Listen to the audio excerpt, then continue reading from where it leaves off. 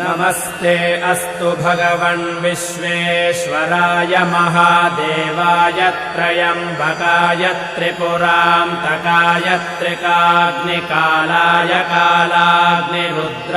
नीलकण्ठाय मृत्युञ्जयाय सर्वेश्वराय सदाशिवाय श्रीमन्महादेवाय नमः।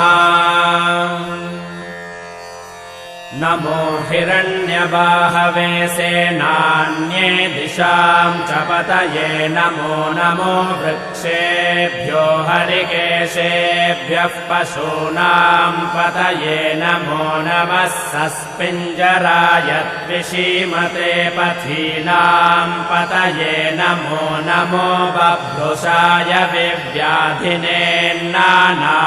पतये नमो नमो हरिकेशाय योपवीति